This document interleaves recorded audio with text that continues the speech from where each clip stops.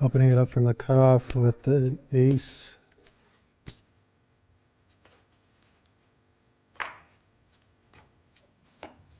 Yeah, so this hand right here, if it was suited, I would consider putting in a 3-bet. It would mix between 3-bets and calls just because we are deeper than 100 big blinds.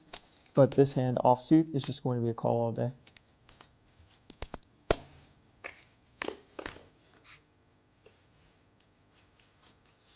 I'm not going to lead this board on this texture. There are some boards I would lead, but 200 big blinds deep, you have to be really, really careful about those. And this one's going to play pretty nice as a check. Having ace here, no flush back doors, one straight back door. I could definitely bet here and fold out some hands like, you know, queen, king highs, queen highs that have decent equity against my holdings, which I think I might do. There's a flush draw and some straight draws out there. I think I'm just going to play this one passively and see what comes on the turn, evaluate what Landon does.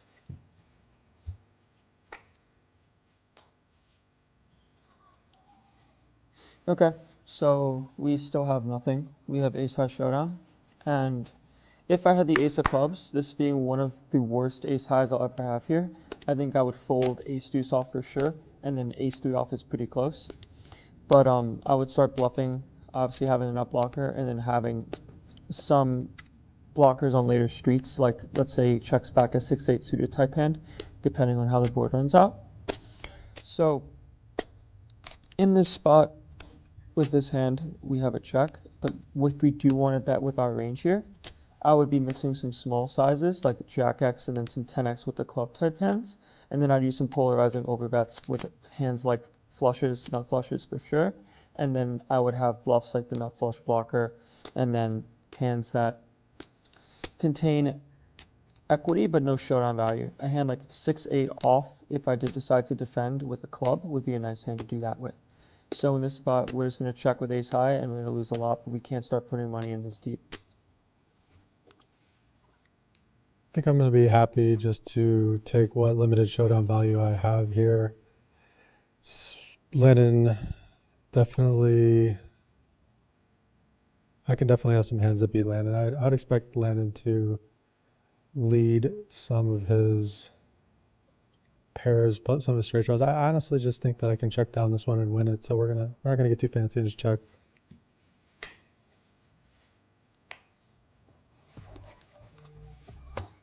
Okay, on this spot, on a 4 flush, we have a pretty easy check. We have a pair, so we have showdown.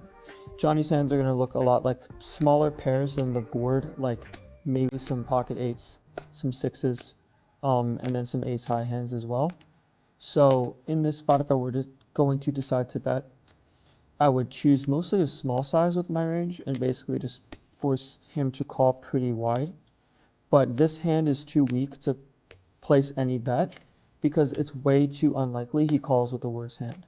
So in this spot, we're basically just checking to fold, and depending on the sizing you choose, but he's never going to go smaller than half pot in position. So we just have a lot of single club hands that we get here with that are just going to be able to call his bet if he decides to make one. So this is going to be a check fold. The question is if I want to turn my ace high into a bluff here. I think that there's really no value in it. I'm just gonna check it back and hope to win versus a king or a queen high here.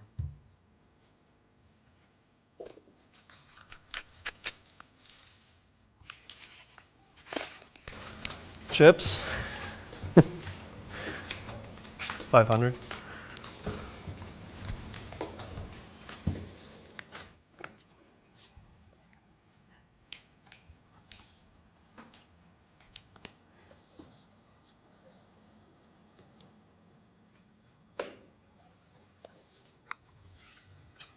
All right, so I do think I need to address the fact that Trevor is re-raising me a fair bit. I do think I need to tighten up somewhat, but I'm not going to go too tight here. Jack 10 offsuit is still very easy open on the cutoff here. I still think my sizing considerations are the same unless he starts going really crazy. I'm not going to start raising up bigger, so I'm going to keep it at 30. In the unfortunate position that I've had, a lot of pretty good hands to play, so I have a pretty aggressive image, and I'm just going to be seen as an aggressive player as it is anyway. So I might normally 3-bet this hand to mix it up a bit on the button, but I'm going to fold in this spot.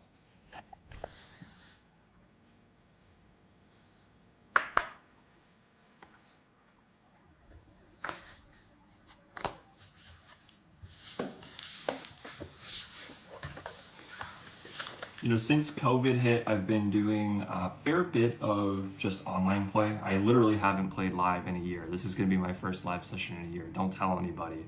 But I'm going to be touching poker chips for the first time in 12 months. And definitely think it's going to be a little weird. But I've been playing a lot of online tournaments, been starting to branch out into PLO cash games. So yeah, diving into live no limit hold'em deep stack cash, like what could possibly go wrong?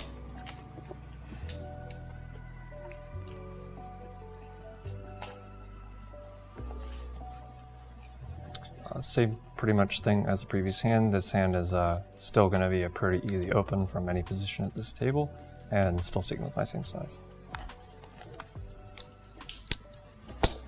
30.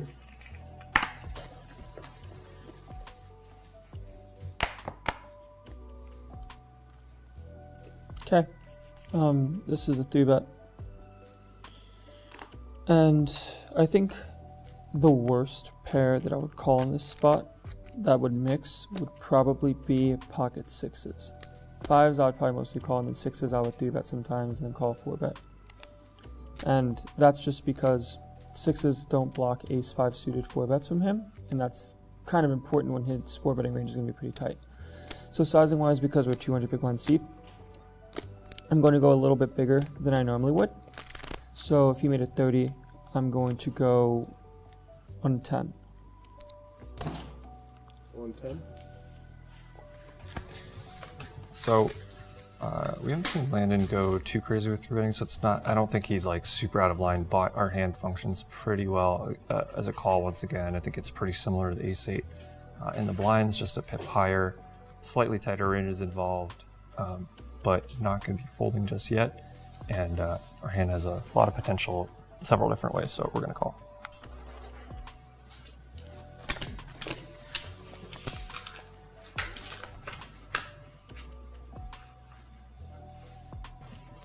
So I do think it's interesting to consider having the leading range on boards like this, but my hand doesn't really function well as one of them, so I'm going to be checking and most likely just check folding. Okay, this is a really good board for us. He is going to have, will probably have all of the pairs in full. So he's going to have sets, but if we check the suit of our cards with the Queen of Hearts, that's pretty nice. We have additional equity with the backdoor flush draw. So in a spot like this, I want to be leveraging my overpair advantage and just my overall equity on this board, because he doesn't really have straights. Like, the board looks kind of scary, but he's not opening and then calling out of position with 6-8 suited or 6-3 suited, so it's not really that important. The only thing we're kind of quote-unquote concerned about is hands like sets, which with the strength of our hand is irrelevant. So in this spot, when we do decide to bet, we want to bet pretty big, because he is going to have pairs that are worse than ours that we can get value from. And we also have draws that we want him to immediately fold, and we want to maximize our fold equity. So we can go pretty big here. So if there's like 240 in the pot, I'm going to go about 3/4 and just go like a 180 size and just kind of live with that. 180. No reason to change the plan here. You didn't use any sort of outrageous sizing, and our hand just isn't really going to be able to navigate to showdown. It can't pick up a lot of equity, so we're just going to fold. Easy.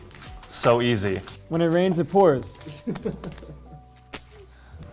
Just, you know, just get a good hand versus Matt. You're going to win a lot of money.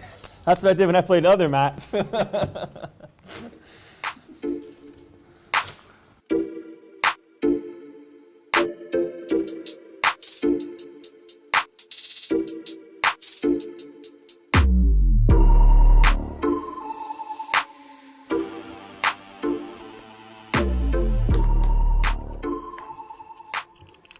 I'm going to open this hand. This is kind of a light open from this position, but I think the game is mostly playing pretty tight, so I can get away with it. So I guess real quick, going back to the last hand, we are going to trap some overpairs with hearts. Like aces with the heart would be a great check to trap because he is going to have bluffs in that spot. But in that case with queens, you want a little bit more protection than kings and aces just because there are scarier turn cards that appear. This is just a fold. All right, I mean, sitting with this hand, it's like pretty marginal. And I feel like if I had a feeling that Trevor was probably playing a little too wide, I just might 3-bet this. But we're on the button, which kind of incentivizes us to do so. But the issue is I don't really have much of a plan if I do get 3-bet and get called or whatever. I mean, this is just really not too playable. So at the end of the day, probably gonna make our lives easier if we fold. But if he is gonna be playing super wide, 3-betting makes sense. But right now we're folding.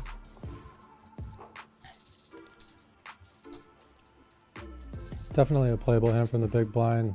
Definitely also a 3-bet candidate, but against Trevor in this sort of game flow that's going on right now, I'm sensing that he wants to play some pots, and I don't particularly want to bloat a pot out of position with him, even though this hand does play relatively decent post flop. I'm just going to opt for the call here.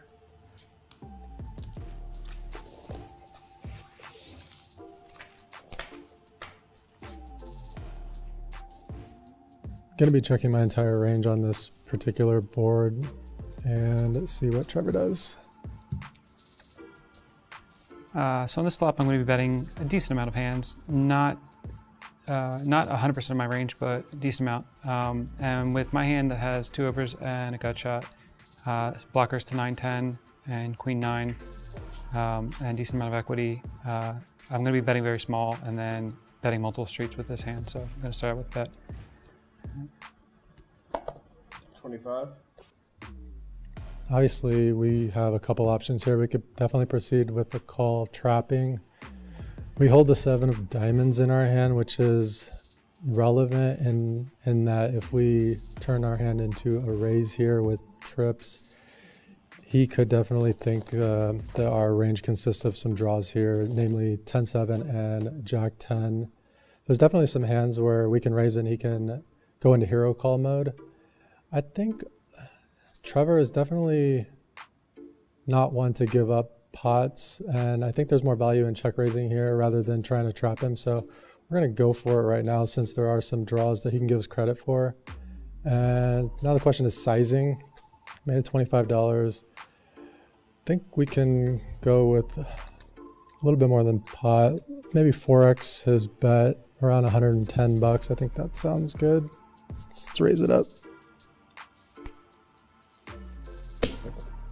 110.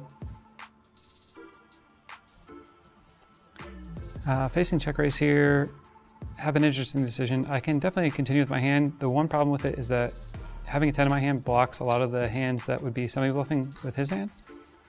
We want him to have hands like 10-7 and Jack-10. That would be pretty natural check raise bluff candidates. But given that I do have some outs obviously against some 9x hands and I can float this hand fine, I think I would want to continue with this exact hand and fold some weaker hands, like some king high hands that don't have, I'm trying to think where I open from here. So I will be calling and then going from there.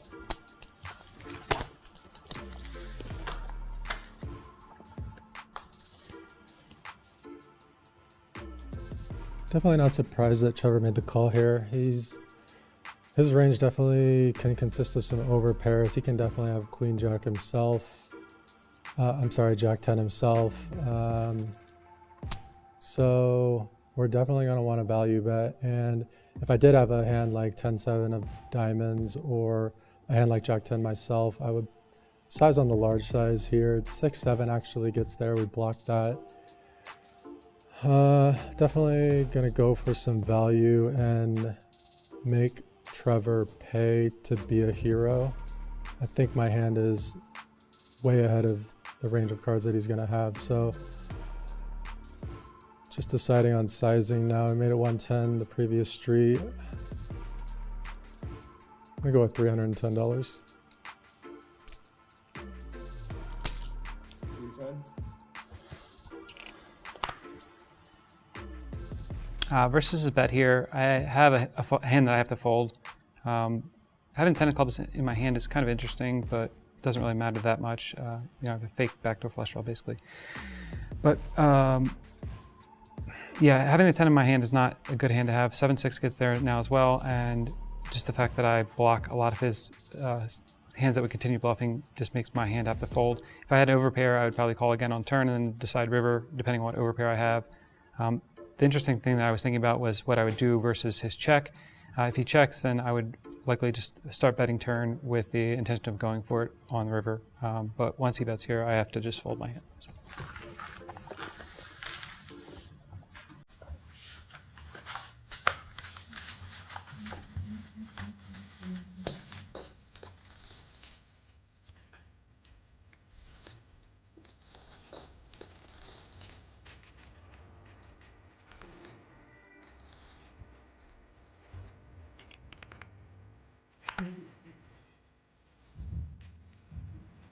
Same hand, again, that was a loose open last hand as another loose open spot. I like opening under the gun in this lineup, so I'm going to just keep opening and keep driving the action.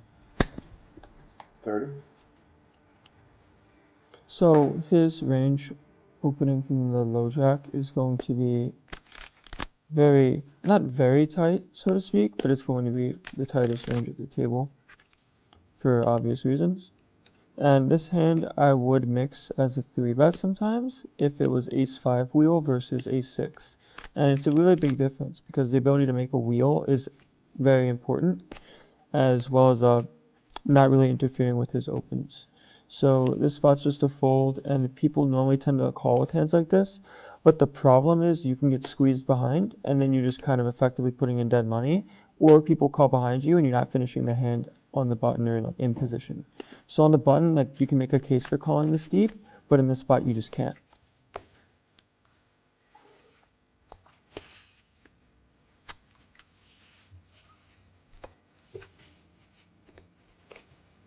So one thing that's very clear here is that Trevor seems to have the widest under the gun open range of anybody here. So I'm going to have to start defending more hands in the big blind given how people seem to be playing pre-flop in between us. So this hand's definitely going to fit the bill. I think it functions significantly better as a call here. We're getting a pretty good price, so that's what I'm going to do.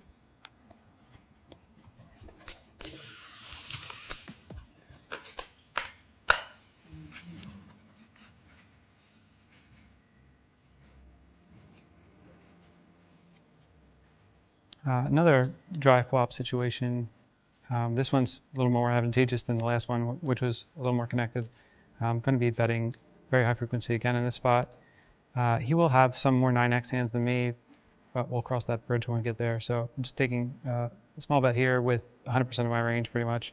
And my hand has some good backdoor qualities to it for making straights and obviously having overcards to 9. So expect to get called by a lot of overcard type hands here and then proceed from there. So good. 25. So on this board, you know, it's super dry. There's no front door draw at all.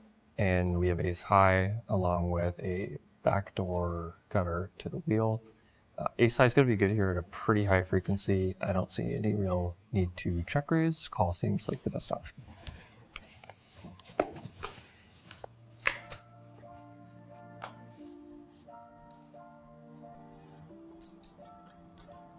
Not surprised to get called in the flop here. Again, going to get called by a lot of ace high hands, a lot of king high hands, a lot of hands that have backdoor draws. So with this turn being pretty innocuous, I think I can continue betting, and I would bet here for value with a lot of pairs that are looking for protection and value. Obviously, I have some 9x hands like 9-8 suited, 10-9 suited, jack-9 suited from under the gun, queen-9 suited, and ace-9 suited. That would be my really strong hands that I continue betting. And I can also continue betting over pairs as well here and just going for 3 streets. So I don't have to choose a really large sizing because I'm not polarizing to just 9x hands. I'm going to be betting lots of hands. So I'm going to choose kind of middling sizing that's going to include all of those hands. 80. So this run is interesting because we have the ace of diamonds in hand.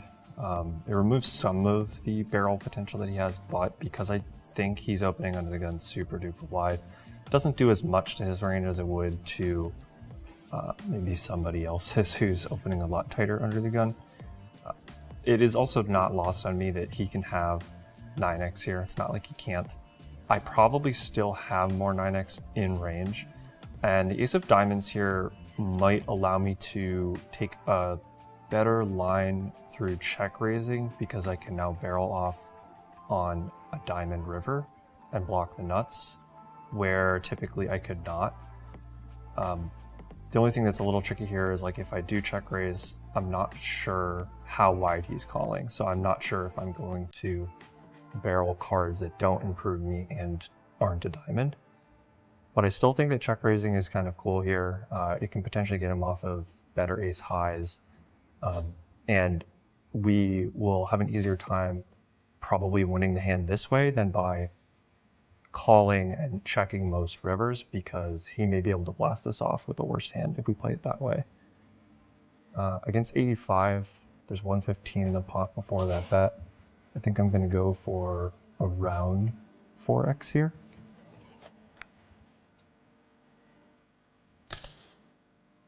$325.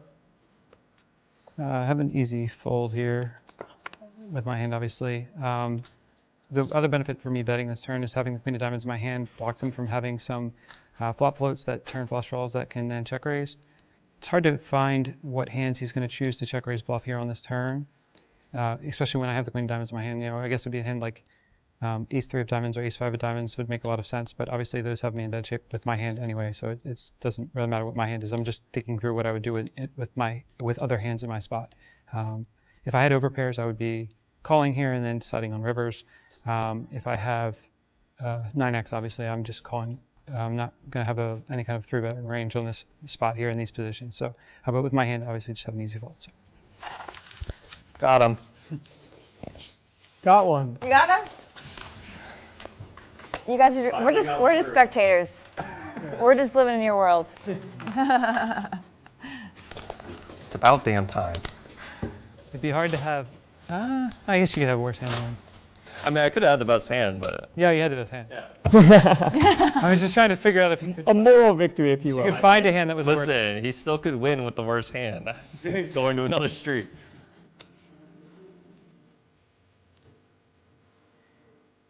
Very easy open, and in this spot we're just going to call all 3 bets. 30. This is a hand that I might 3-bet under different lineups, but I do want to get involved more. I feel like I've been folding a ton, but yeah, we're folding.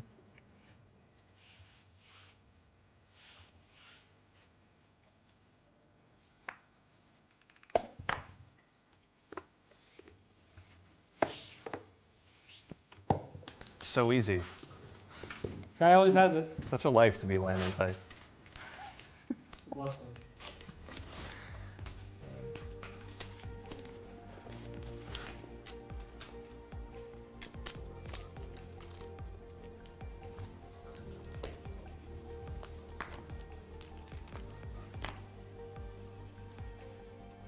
All right, got a good hand, so going to be opening this one. Obviously, pretty easy open, and I've been pretty active. Going to definitely be defending this to 3-bet with a call. Yeah, this is just a call. 30. Damn it. Almost aces. All right, well, finally a spot that we can actually 3-bet, kind of like suited connectors on the button. I just really like 3-betting suited connectors. They're just a lot of fun to do. So we're gonna do it to 90. 90.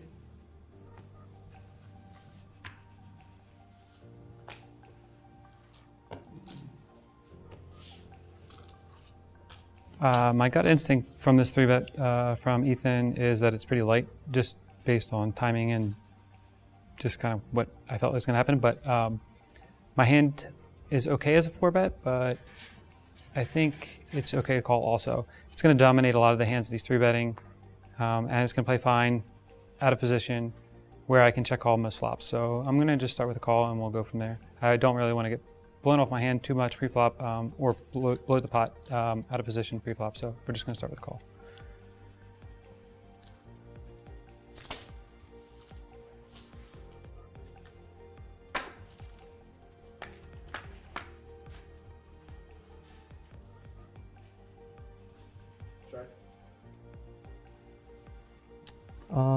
These board textures kind of suck, but should have just, there's one spade out there, which is fine. I'm probably gonna play it how I normally would with most of my stronger ace highs in range or some sort of pocket pair, and just gonna bet for value. So there's 180 in the middle, and we're just gonna go 65. Just, oh, actually no, 55. That's how I'd probably play some sort of pocket tens, pocket jacks, or ace X high range. 55. So I expect him to bet this flop 100%, and for this sizing, still kind of think he's full of it. And I block ace queen, block jacks, block aces. So although I don't have any backdoor hard draw or anything like that, I have a pretty easy continue. And the way this hand's playing out so far, probably going to be calling turn as well, and then going from there. And whether I'm going to call river or not, depending on the run out. So we'll start with the call.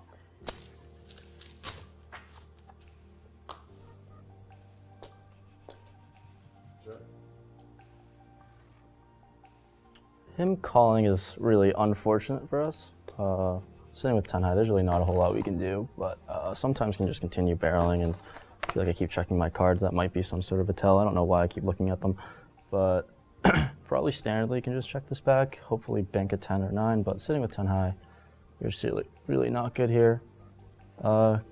Can kind of double barrel again to get, I guess, 4s, 5s, 6, I don't know, any other small to medium pocket pair to fold, which actually might be something I might do, but that's really the only hand I'm targeting. He does have, I guess, really all the queen X's, so then I'm kind of punting off money there. So I think we're just gonna do this. We're gonna play standardly and just check this back, because 10 high is just not great.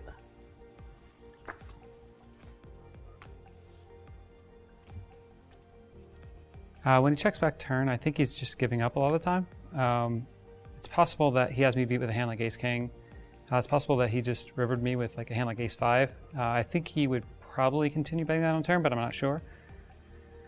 He also could have some hands like pocket 9s or pocket 10s that bet flop on small. I don't think I have any reason to turn my hand into a bluff. I think I'm just bluff catching here on river. So I'm going to check and decide on if he bets what his sizing is and what I want to do from there, and just figure out from there. Check.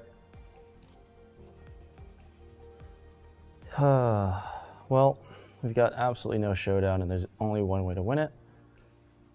Question whether he is doing this with a hand that can fold, and really, as played, I feel like the only hands that I can get to fold are just ace and king highs that maybe some sort of draw, but like 10 highs got absolutely nothing.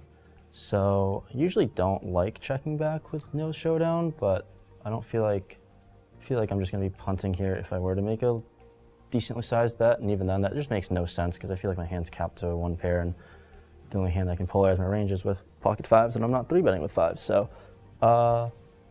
we're just gonna lose this one, and I feel like we'll feel a little stupid if he shows some hand that we probably could have folded out, like ace or king high, but we'll just let him have it, I guess.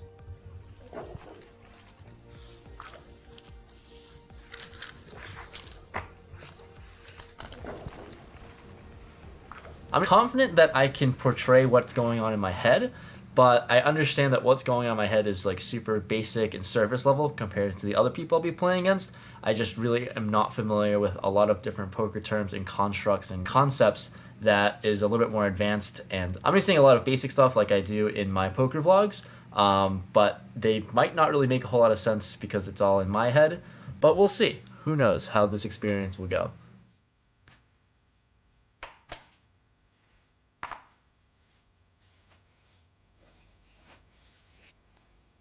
A little bit on the loose side, but going to be playing suited cards on the button. 30. So pretty great situation here. Obviously I have a very aggressive image, and Johnny's opened the button here. We'll be 3-betting, and in these spots I'm going to be pretty polarized with my sizing because of the choice of hand that I'm choosing.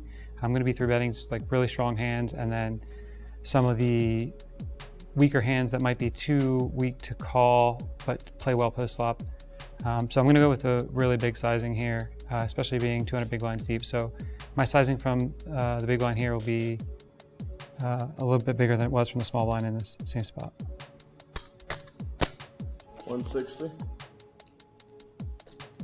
Definitely gonna have better hands I can defend this with, so being that it's the bottom of my range, should definitely toss this one in the muck.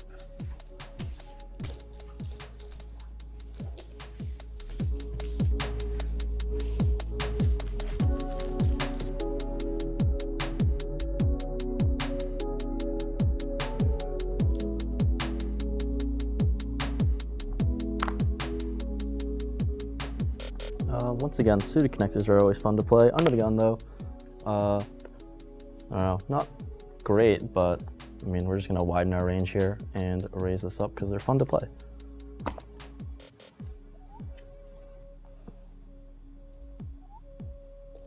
Definitely tempted to mess with Ethan, but want a little bit more playability.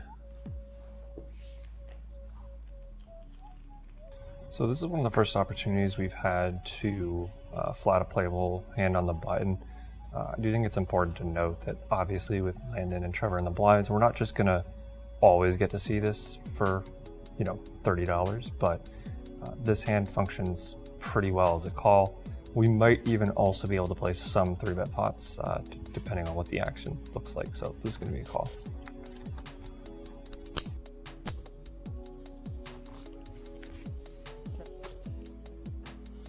Okay, so multi-way, this is a really nice hand. It's a lot better than cards that interlock with the under the gun openers open and the buttons call. So this hand right here, like when we make 2 pair, it's mostly going to be live, and we can make some pretty disguised hands, and we're also getting a very good price completing from the big blind, as well as also closing the action, which is really important. So in this spot, we're just going to call with this hand and kind of see what happens.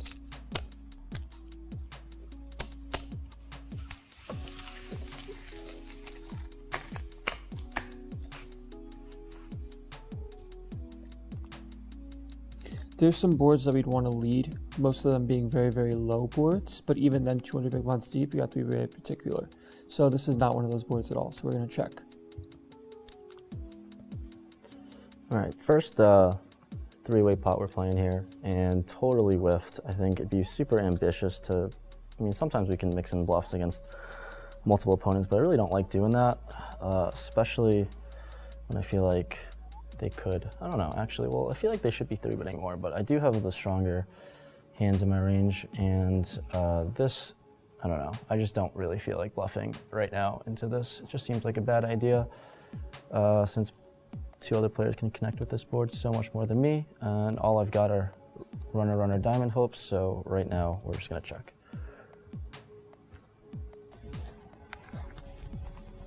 All right, so on the surface, this is a pretty clear check. I don't disagree with that, but I also just want to add that because this is a multi-way pot, we're also not really incentivized to go after this as much. It's sort of a pot that's protected by the equities of multiple players instead of just one. So a hand where we might, you know, feel a c-bet or stab here heads up, I'm just going to be checking back. We have no backdoor. All we have is ace high that's often not good. So we're pretty much just giving up here unless, you know, we get some outrageous circumstances, like everybody checks us every time and, you know, it's a clean run out. We can just sort of rep second pair or something of that nature, but for the most part, I'm in give up mode here.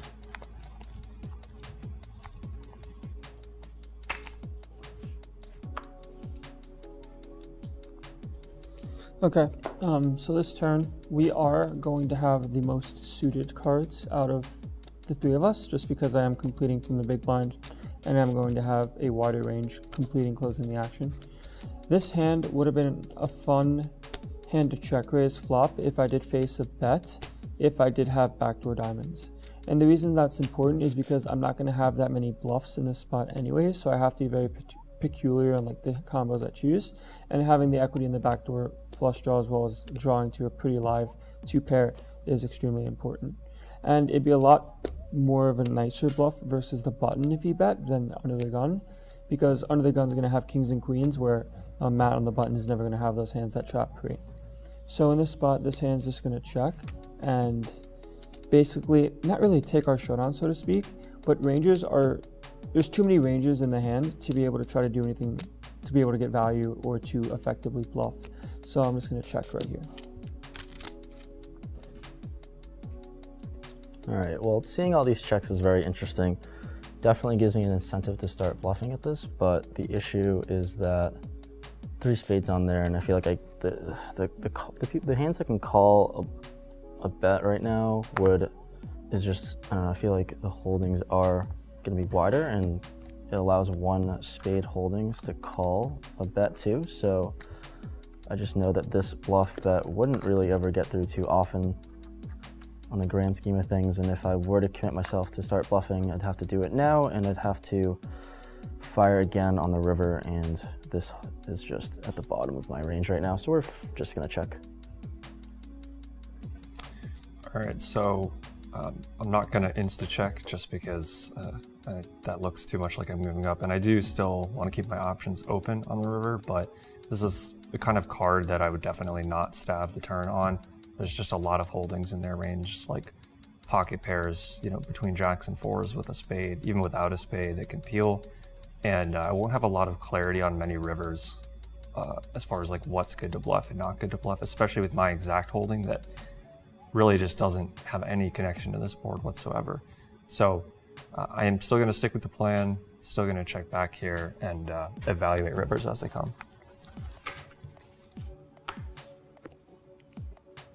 Okay, so in this spot, I think at a small percentage, I would have pocket 3s. It would be very low because I'm not really that incentivized to bet on the flush turn. With most combos in range, I think I'll just have to go for value though with the set of flop check through. So this would be a hand that would function nicely as a bluff in some capacity. But the only problem is under the gun and the button are both going to have Queen X hands that they decide to check on the flop and the turn. So on river, if they do decide to bet, it's not going to make that much sense to me, especially when it checks through twice. But we just have one of those hands that's probably just going to have to check fold depending on the sizings they choose. So we're just going to hope to beat 2 ace-high hands, but that's very unlikely, and we just can't really do anything about it. So we're just going to check and lose. I can't imagine anyone to have too strong of a hand right now. And yeah, with that said, if someone does, it'd probably be Landon since he's out of position and probably can slow play. I don't even know. I don't know what kind of king high hands, but we're just gonna bet here and bet big because we don't think really too many hands can call. So we're just gonna fire this out there and see what happens. 125.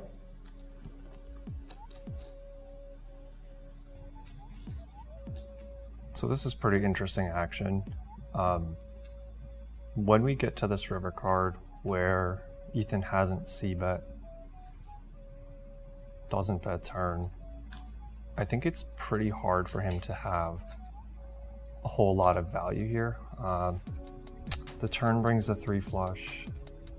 He's probably, even if he has like pretty big slow plays on flop, I don't really expect them to check turn, especially multi-way. They're going to be pretty vulnerable. I'm actually starting to wonder if ace high can be good here. He chooses an overbet size, which is also not really in line with the actions that he's taken so far to this point.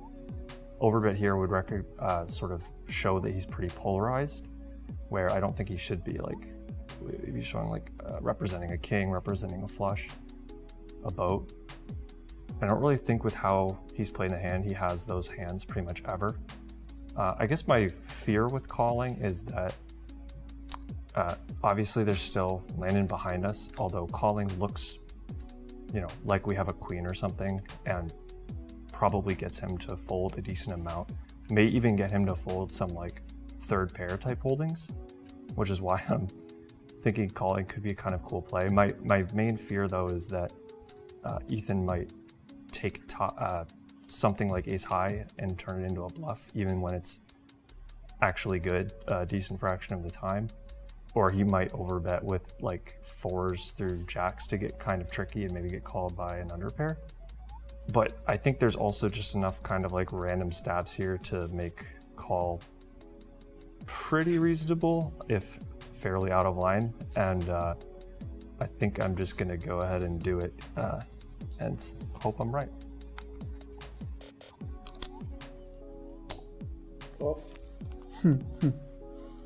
Well, this is extremely interesting, and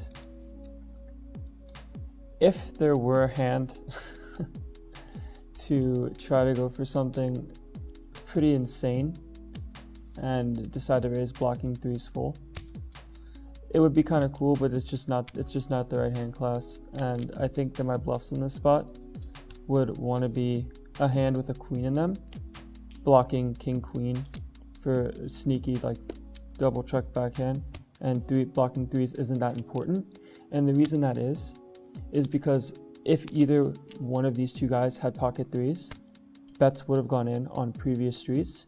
So seeing a three blocker and thinking that it's like something that's really important is the wrong idea, I think. So I think that a queen is more likely because they're repping some pretty strong hands and I want to block their boats. So this is just going to be a fold, and I'm very curious to see what they have. Like, very curious. Good call.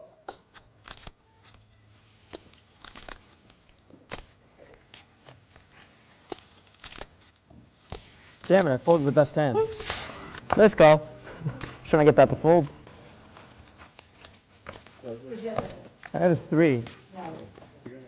I almost just went.